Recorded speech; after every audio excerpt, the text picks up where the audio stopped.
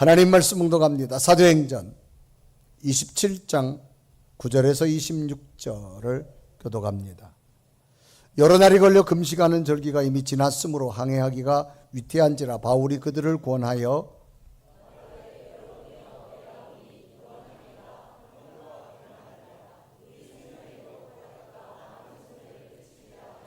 백부장이 선장과 선주의 말을 바울의 말보다 더 믿더라.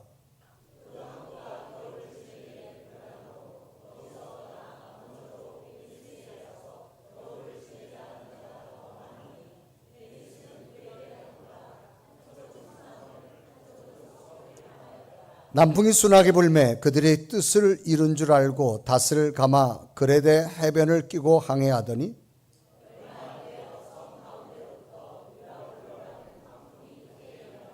배가 밀려 바람을 맞추어 갈 수 없어 가는 대로 두고 쫓겨가다가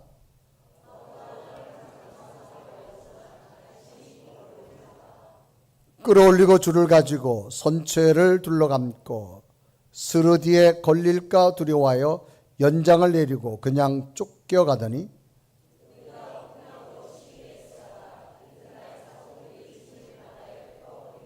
사흘째 되는 날에 배의 기구를 그들의 손으로 내버리니라.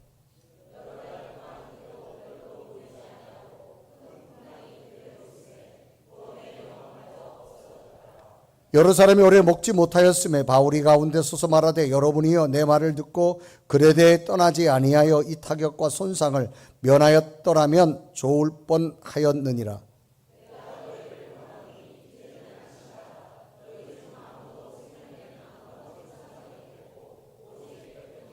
내가 속한 바 곧 내가 섬기는 하나님의 사자가 어젯밤에 내 곁에 서서 말하되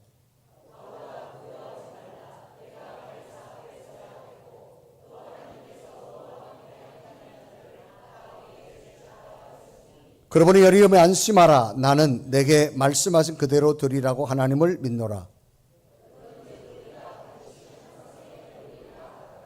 아멘.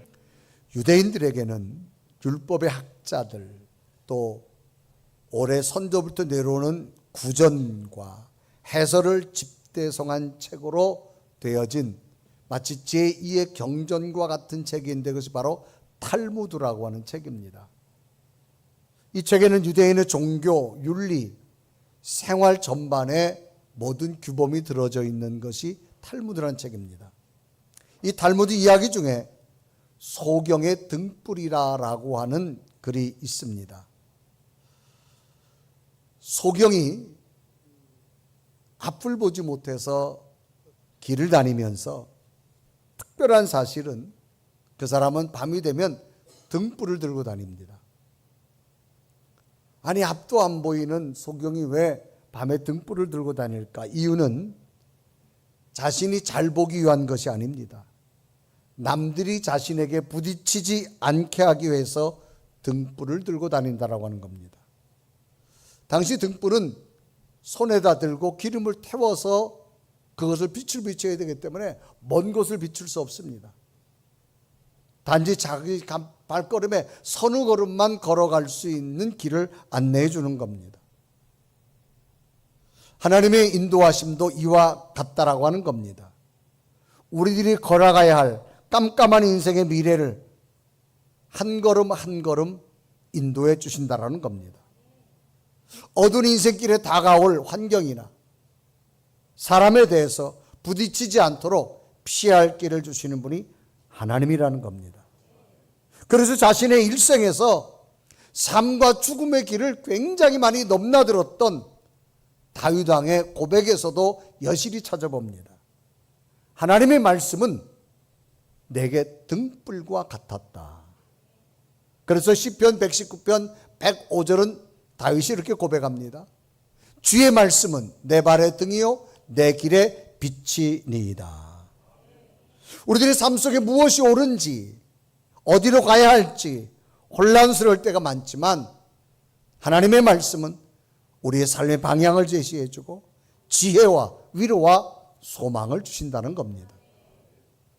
오늘 성경 본문도 이런 의미에서 사도 바울이 로마로 압송될 때 큰 위기의 풍랑을 만납니다. 모두가 죽음을 기다려 절망입니다.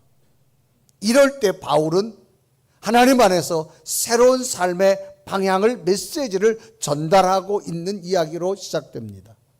이 바울이라는 인물은 시대적 배경을 보면 로마라는 국가가 유대인들을 지배하고 있던 시대입니다. 바울은 정통 유대인이었습니다.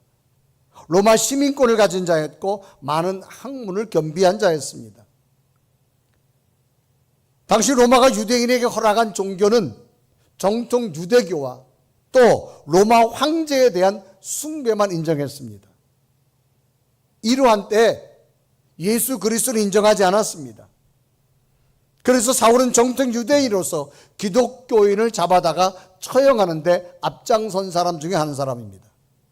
그러다 하루는 다메섹에 있는 기독교인들을 잡으러 가다가 갑작스럽게 하늘로부터 강한 빛이 임하는 광경을 목격합니다. 그리고 그는 부활하신 예수님을 극적으로 만나는 체험을 합니다. 이때 장면이 사도행전 9장 3절은 기록합니다. 사울이 길을 가다가 다메섹에 가까이 이르매 호련히 하늘로부터 빛이 그를 둘러 비추는지라 라고 기록합니다. 이때 빛 가운데 찾아오신 부활의 주님을 만남으로 이제는 핍박자가 아니라 예수 그리스도를 전하는 전도자가 됩니다. 그런 후에 다메섹에 있던 유대인들은 그렇게 핍박하던 바울이 변해서 예수 그리스도를 증거하니까 유대인들이 당혹하기 시작합니다. 놀라기 시작합니다. 그런 장면이 사도행전 9장 22절은 이렇게 기록합니다. 사울은 힘을 더어도 예수를 그리스도라 증언하여 다메섹에 사는 유대인들을 당혹하게 하니라.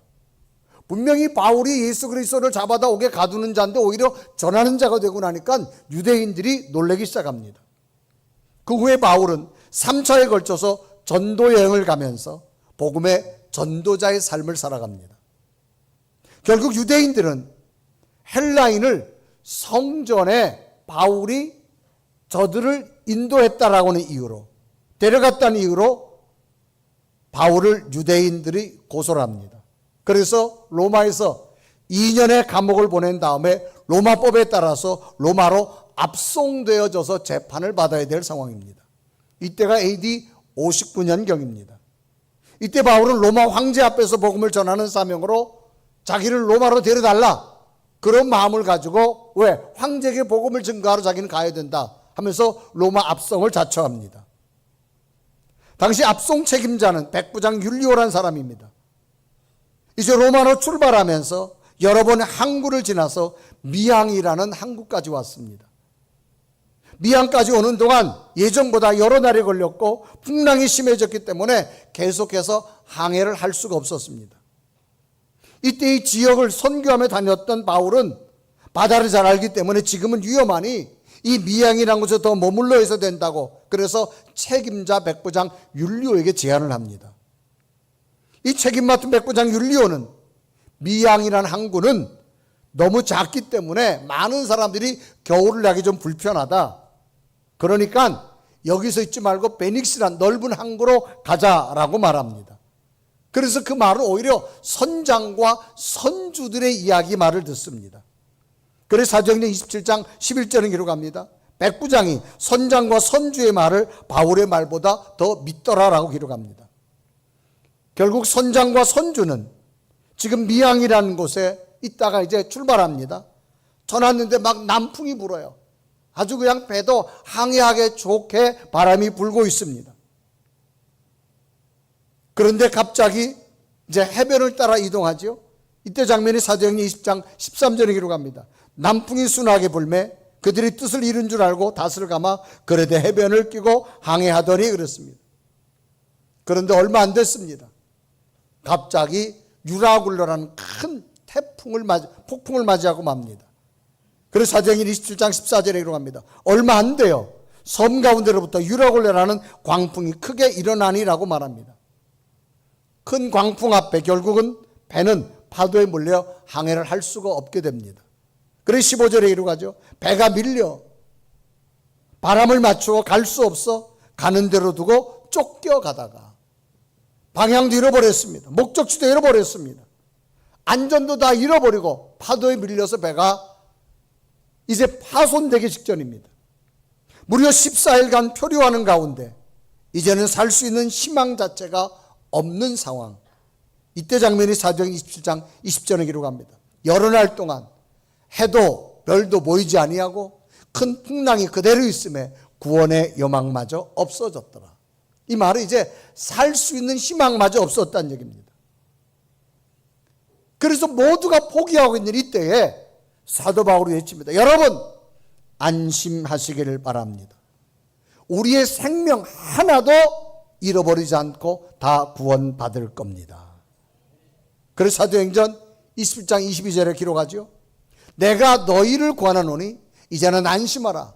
너희 중 아무도 생명에는 남으는 손상이 없겠고 오직 배뿐이라. 여러분 다 살아날 겁니다. 구원받을 겁니다. 건져질 겁니다. 다만 배만 좀 타격을 입을 건다 그런 얘기입니다. 구원의 여망이 없는 이때 어떻게 바울이 무엇을 근거로 이런 이야기를 했을까 그 말입니다. 이때 바울은 말합니다. 여러분 제가 한 말은 제가 아닙니다. 어젯밤에 하나님께서 내게 말씀하셨습니다. 나는 그 말씀 그대로 되리라고 나는 믿습니다. 그래서 사도행전 20장 25절에 바울이 이렇게 말합니다. 여러분이여 그러므로 안심하라. 나는 내게 말씀하신 그대로 되리라고 하나님을 믿노라. 내가 한 말이 아니라 하나님께서 어젯밤에 내게 말씀 줬다는 겁니다. 그러므로 나는 그 하나님을 믿기 때문에 하나님께서 우리를 다 구원해 줄 거라는 겁니다. 그러면 바울은 누구 하나 살 수 있는 구원의 여망이 없는 이때 어떻게 살 수 있다고 희망의 메시지를 하게 되어졌을까? 바울이 믿는 하나님, 우리가 믿는 하나님 동일하다면 왜 바울은 어떻게 이런 희망의 메시지를 하게 되어졌고 기적을 보게 되었을까를 보면서 오늘 우리에게도 언제나 위기라는 것이 올 수 있습니다.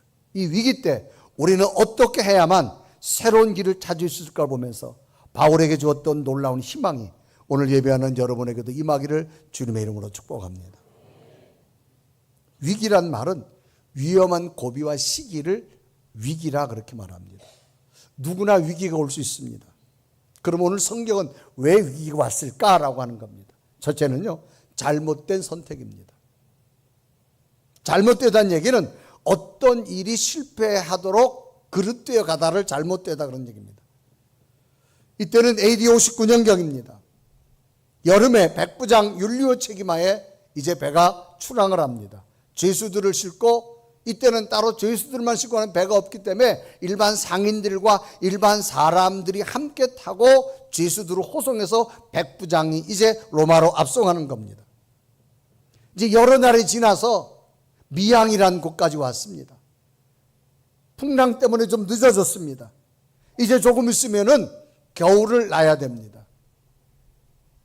그런데 갑자기 호송의 책임자 율리오가 미양을 떠나서 베닉스로 가서 결국 어떤 결과를 맞이하느냐? 큰 풍랑을 만나게 됩니다. 그러면 무엇 때문에 큰 풍랑을 만나게 되어졌을까? 여기에는 백부장 율리오의 잘못된 선택이 있었다는 겁니다. 그 무슨 잘못된 선택이 있었을까? 당시 이 백부장 율리오에게는 두 가지의 의견이 있었습니다. 첫째는 선장과 선주들의 의견이었습니다. 이 미양이라는 곳은 굉장히 작은 항구입니다. 그렇기 때문에 여기에서 겨울을 많은 사람들이 보내기는 좀 불편하다. 그러니까 우리가 조금만 더 가서 베닉스라는 항구는 크니까 그곳에서 가서 겨울을 나는 게 좋겠다라고 하는 의견을 제시합니다. 그래서 사도행전 20장 12절은 말하죠. 그 항구가 겨울 지내기에 불편함으로 거기서 떠나 아무쪼록 베닉스에 가서 겨울을 지내자는 자가 더 많으니 그랬습니다. 베닉스는 그레네 항구라 한쪽은 서남을 한쪽은 서북을 향하여 그러니까 미양이라는 항구보다가 서쪽과 북쪽을 향해서 얼마든지 많은 넓은 항구를 말합니다. 그래서 지금 미양은 너무너무 좁으니 이 많은 사람들이 지내기가 불편하니까 지금 미양을 떠나자는 겁니다. 근데 바울이 말합니다. 백부장이요. 지금은 시기가 여름이 지나고 가을, 겨울이 들어오는 문턱입니다. 계절적으로 지금 바다의 풍랑이 일어날 수 있습니다. 그러므로 불편하더라도 여기에서 겨울을 납시다. 그리고 우리가 항해를 하는 것이 안전합니다 라고 바울이 제안합니다. 그래서 사도행전 27장 9절에 말하죠.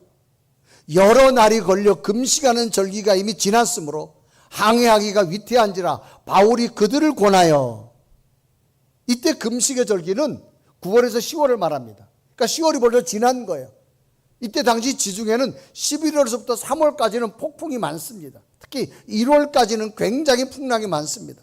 그래서 바울이 그 절기를 알기 때문에 지금 가지 말자라고 말합니다. 그러면서 27절에 7장 10절에 이르고 하죠. 말하되 여러분이 내가 보니 이번 항해가 하물과 배뿐 아니라 우리 생명에도 타격과 많은 손해를 끼친다. 만약에 지금 불편함을 때문에 우리가 떠난다라고 하면 가다 풍랑을 만날 거다. 우리 목숨에도 위험이 오고 배도 다 부서지고 여기 지금 많은 상인들이 물건을 장사하러 가져가는데 이것마저도 다 잃어버리게 될 거다, 그런 이야기입니다. 선장과 선주의 말이 있고 바울의 말이 있습니다. 선택은 백부장 율리오가 해야 됩니다. 그런데 백부장 율리오가 선택합니다. 이유는 하나입니다. 미양이라는 곳이 항구가 작아서 많은 사람들이 겨울을 보내기가 불편하다. 그래서 많은 사람들이 불편함을 못 견디니 우리가 떠나자, 그런 얘기입니다. 그래서 사도행 27장 11절에 말하죠. 백부장이 선장과 선주의 말을 바울의 말보다 더 믿더라라고 말합니다. 끝내 율리오는 출항을 결정합니다. 선장과 선주들은 빨리 가야 됩니다. 그래야만 로마에 가서 빨리 물건을 또 팔기도 하고 사람들이 도착해야 됩니다. 선장과 선교들은 자기의 이익을 계산했습니다. 그런데 바울은 기도하는 중에 자기가 선교하며 다니다 보니까 이 금식이 지난 이 겨울은 항해를 하지 않는 것이 낫다라는 겁니다. 이제 항해의 선택은 율리오가 해야 됩니다. 선장과 선주의 말을 듣고 많은 사람의 말을 들을 것이냐, 아니면 기도하는 바울의 말을 들을 것이냐. 우리들의 삶 가운데 선택은 굉장히 중요합니다. 선택에 따라 결과가 달라지기 때문입니다. 굉장히 한 주간 무더웠잖아요. 오늘도 무더운데 교회에 갈 것이냐 말 것이냐, 여러분이 선택을 해야만 됩니다. 선택을 하셔서 오신 겁니다. 선택에 따라 결과가 만들어지기 때문입니다. 통상 선택하는 데는 기준이 있습니다.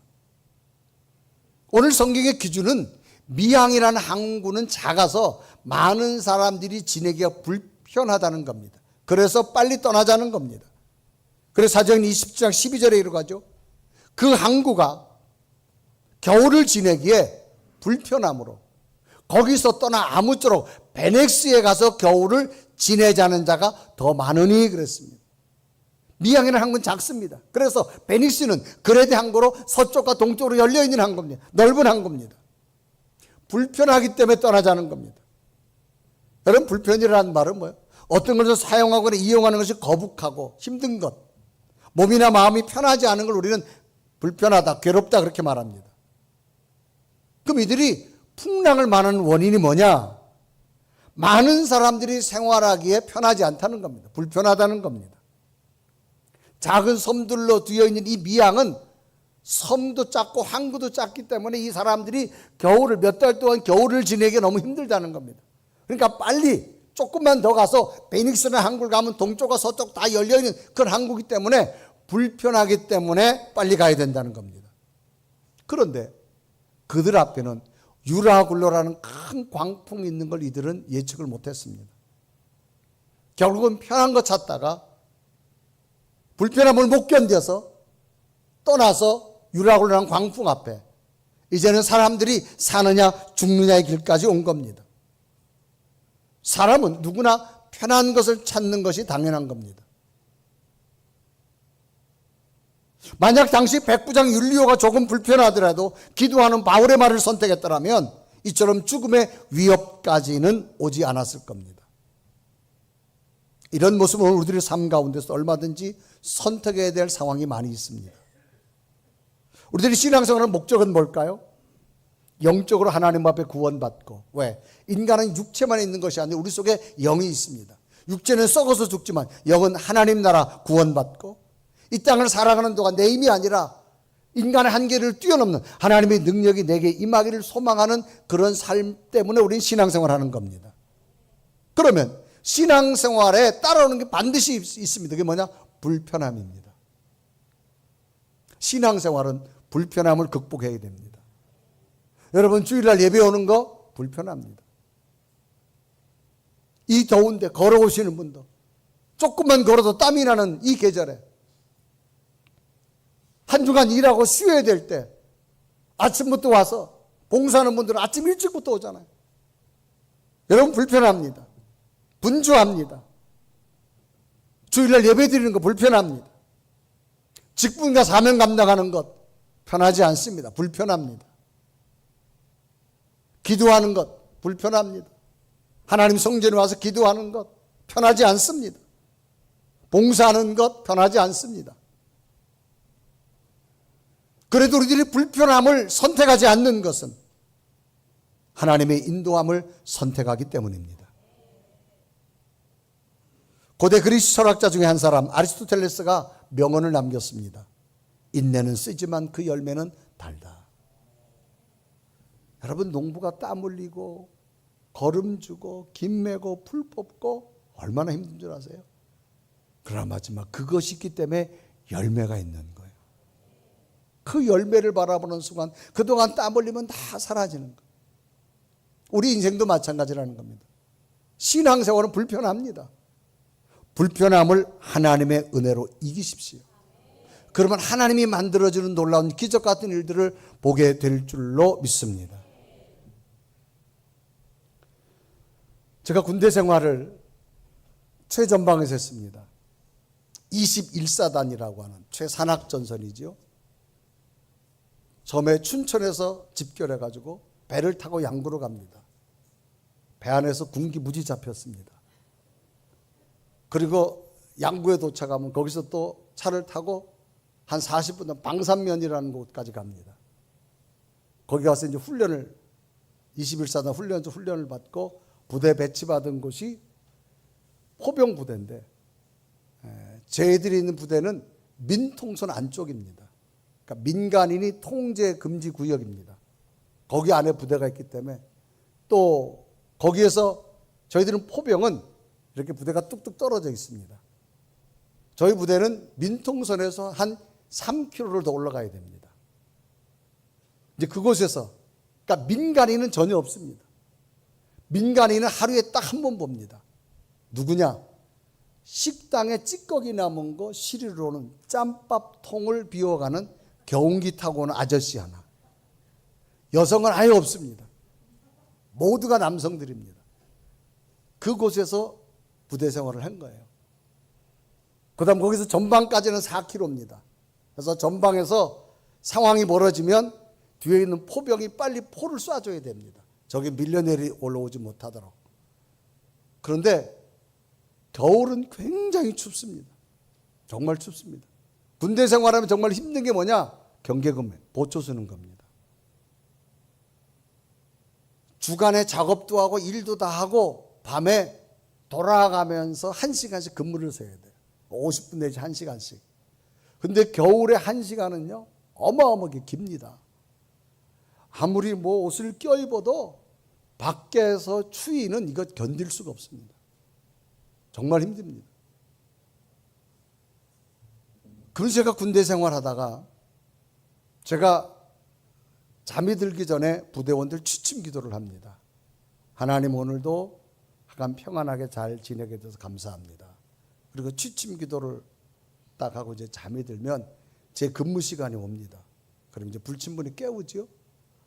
여자분들 불침번이 뭔지 모르죠. 깨우는 사람이 있어. 밤에 네오반도 지켜야 되니까. 그러면 입고 이제 나가야 돼. 그럼 굉장히 춥습니다. 방한복을 아무리 입어도 뭐. 그럼 제가 이제 근무 시간을 갖추고 오면 저녁에 제가 하는 게 뭔가 하면 가을에 칡들을 많이 캡니다. 산에서. 그럼 칡을 말려놔요. 말려가지고 저녁 먹고 그걸 주전자에 이렇게 넣고 끓입니다. 그 빼치카라 그러는데 거기다 이렇게 놓고 끓여요. 이렇게 불 여기다가. 그럼 제가 새벽에 근무를 한 1시쯤 마치고 이제 돌아가면 시간마다 바뀌니까 새벽에 마치고 들어오면 그 쪽잠 빨리 자야 돼요. 근데 자기 전에 제가 그 주전자를 가지고 초소를 나갑니다. 초소를 나가서 그를 한 잔씩 줘요. 이렇게. 그러면 밤에 그거 한 잔 먹으면요, 세상에 추위가 싹 사라집니다. 그 뜨거운 거. 그러니까 그걸 이렇게 하는 거예요. 그래서 한 번은 하다가 저희 부대가 전방에 이제 있는데 부대 대대장이 이렇게 순시를 쭉 하면서 이제 저를 보게 된 거예요. 아마 그분 보기에는 굉장히 감동적이었나 봐요.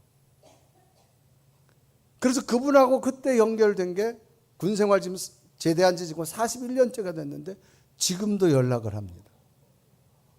연락을 하고 그분은 후에는 사단장까지 별 2개까지 하고 예편하셨는데 지난번 저희 아버님 장례식 때는 어디서 알았는지 저한테 조문을 온 거예요. 조문하고서 지금도 만나면 그 뜨거운데 커피를 나눠준 거 자기는 기억하겠노라고.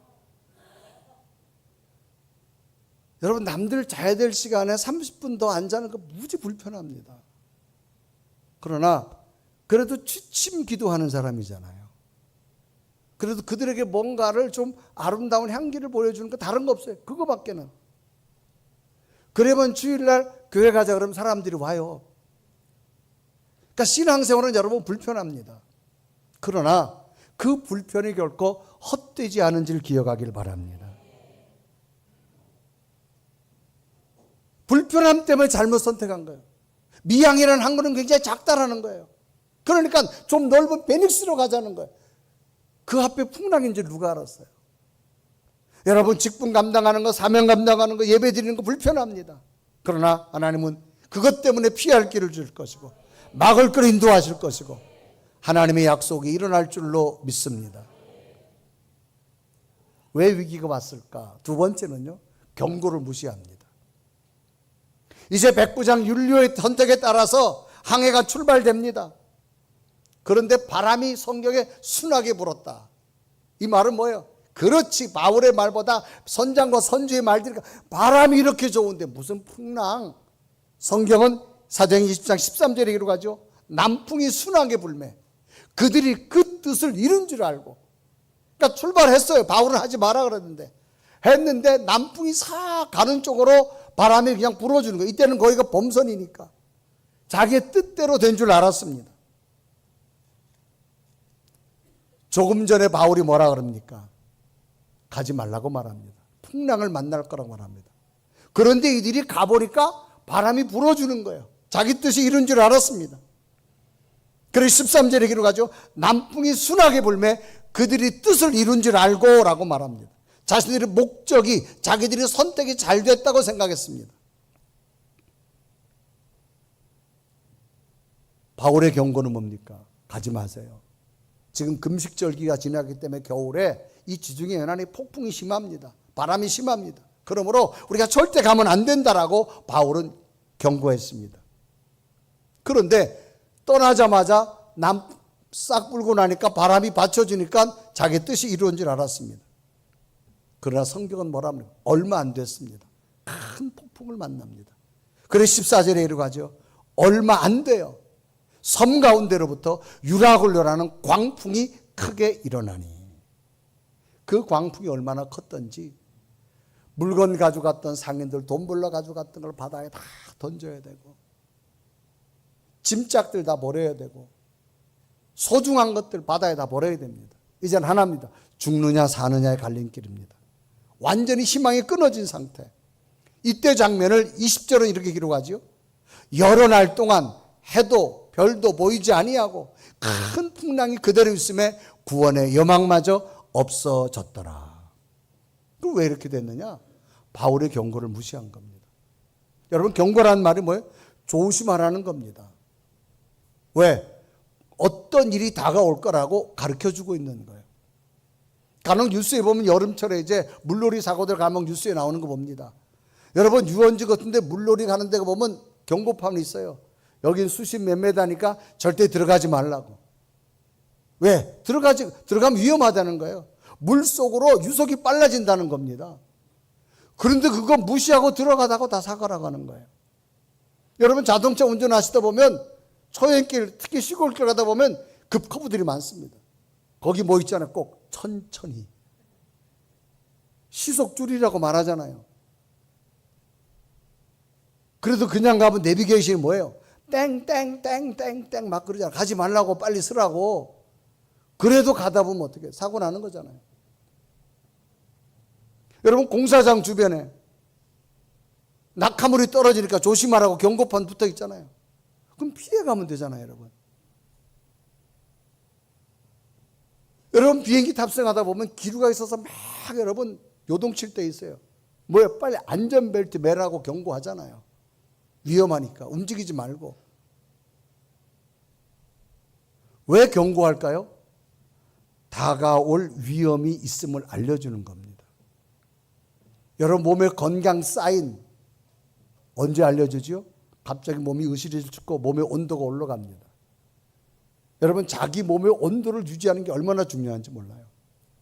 그래서 병원 가면 제일 먼저 하는 게 체온을 재잖아요.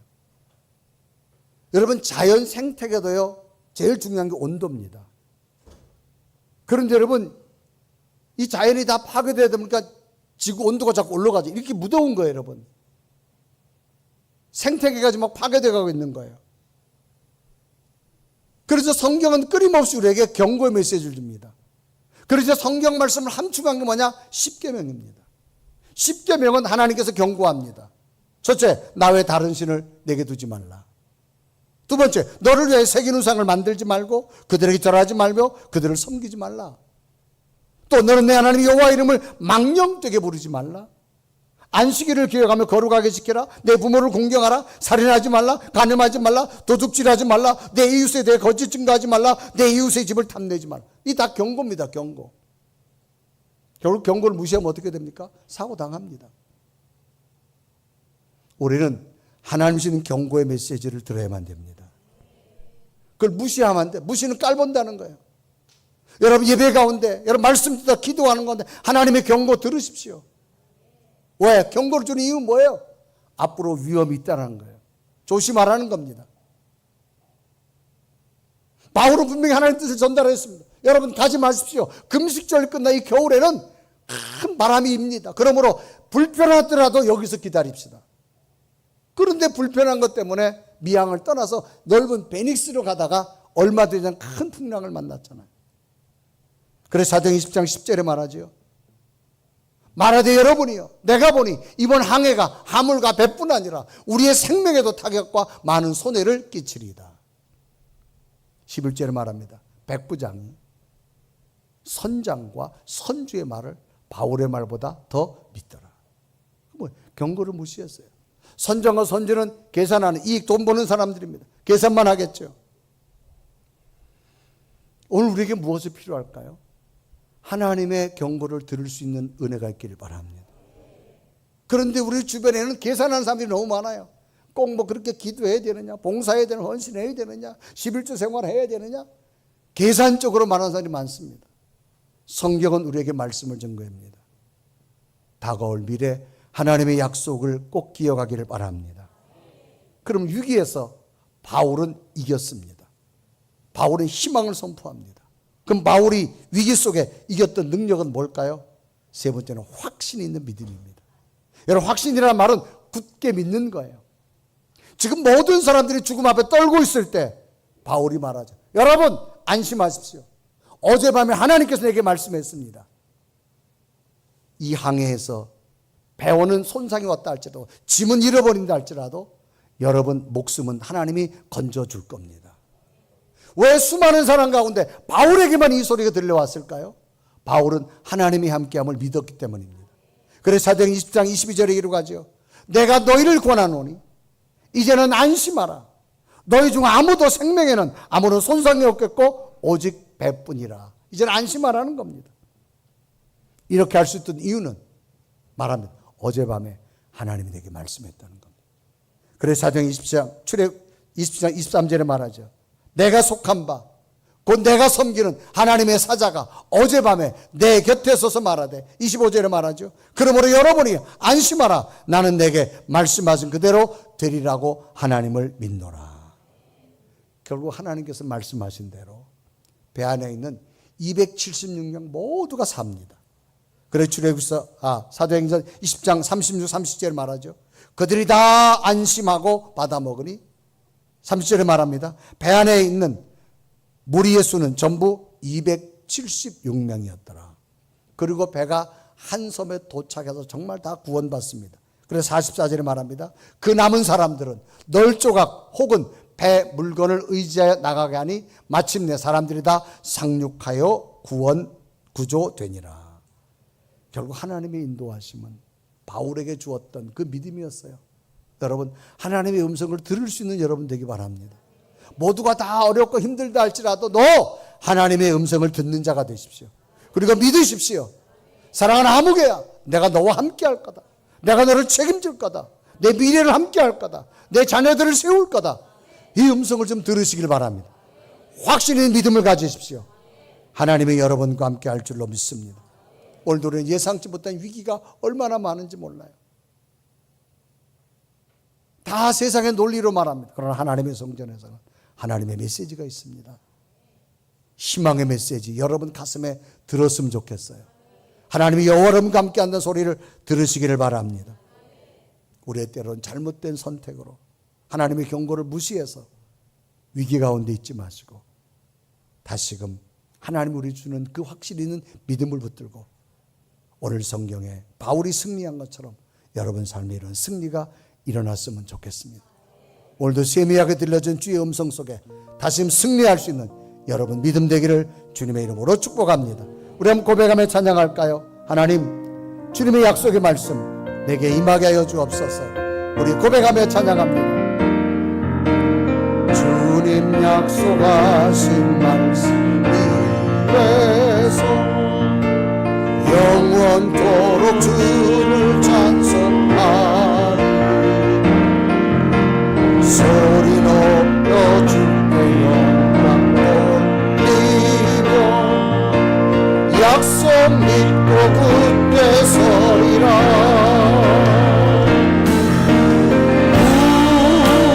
굳게 서 영원하신 말씀 굳게 서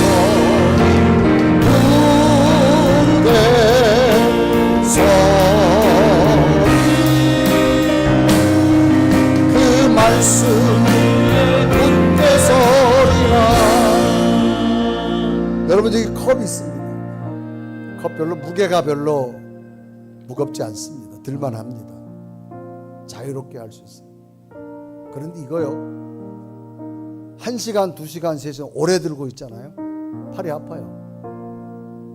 팔만 아프냐? 머리가 막 지끈지끈하죠. 이거 지탱하려고 허리도 막 아파요. 다리도 막 아프기 시작해요. 시간이 지날수록 점점 온몸이 아파와요. 처음에는 이게 가벼웠는데. 그러면 안 아프려면 어떻게 하면 되죠? 내려놔요, 그냥. 그럼 돼요. 너 염려를 하나님께 다 맡기라. 그냥 내려놓으세요. 하나님이 책임질 줄로 믿습니다. 이거예요, 이거. 그런데 예배 때는 잘 내려놔. 끝나고 가면서 또 머리에 그냥 한 주간 내내 아픈 거야. 말씀 듣다가 맞아, 내려놔야지. 또 밥 먹으면서 또 이고 있어. 그러지 마시고 내려놓으십시오. 바울처럼 하나님이 어젯밤에 내게 말씀하신 한 될 줄로 믿습니다. 이 믿음을 좀 가지십시오. 하나님은 여러분과 함께 할 줄 믿습니다. 말씀 붙들고 승리하는 여러분 되기를 주님의 이름으로 축복합니다. 다시 한번 고백하며 찬양합니다. 주의 약속하신 말씀 위에서, 약속하신 말씀 위에서 영원토록 주를 찬송하리라.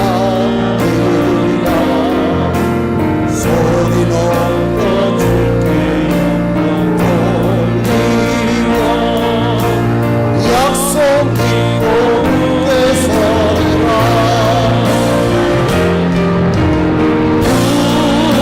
굳게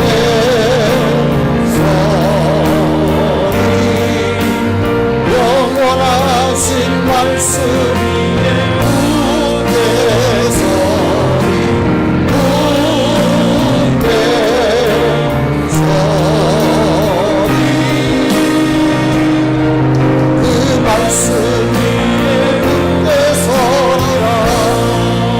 밤낮같이 두 눈을 감으시고 하나님의 경고의 메시지 듣게 하여 주옵시고, 하나님이 나와 함께하는 약속의 말씀 붙들기를 원합니다. 어떤 수많은 근심과 걱정과 염려 있다 할지라도 내가 해결할 수 없는 거라면 하나님께 맡기면 됩니다. 주의 약속의 말씀에 맡기겠습니다. 하나님, 새로운 길이 날마다 일어나게 하여 주옵시고, 절망과 저절 가운데 바울에게 희망을 약속해 주신 하나님, 이 시간도 말씀 가운데 예배 가운데 하나님의 약속이 내게 임하여 주셔서 우리의 미래 속에 하나님의 또 다른 계획들이, 하나님의 일들이 일어나게 하여 주셔서 말씀 붙들고 승리하는 나의 믿음이 되게 하여 주옵소서. 간절히 고백하며 기도드립니다. 살아계신 하나님, 이 시간도 주 앞에 기도합니다. 간구합니다. 다른 여자 갑니다. 하나님만이 나와 함께 하시고 하나님만이 나를 세우시고 하나님의 걸어간 약속 앞에 서고 원합니다. 오 살아계신 하나님, 오 성령, 주여 나를 기억하시고 나를 도우시소. 하나님 말씀 앞에 서게 하시고 은혜 안에 서게 하시고 약속 앞에 설 수 있는 우리의 믿음이 됩니다. 살아계신 하나님, 하나님의 약속을 믿습니다. 내가 걱정하고 염려하는 것이 아니라 죽음 앞에서도 하나님의 약속을 신뢰했던 바울처럼 오늘도 하나님이 나를 통해 주신 이 선명한 약속의 말씀 가슴에 새기게 하시고 믿고 의지하게 하시고 하나님의 기적을 볼 수 있는 성도들의 믿음과 삶이 되게 하여 주셔서 위기를 이기는 능력이 말씀 가운데 있게 하여 주옵소서. 예수 그리스도를 간절히 기도드리옵나이다.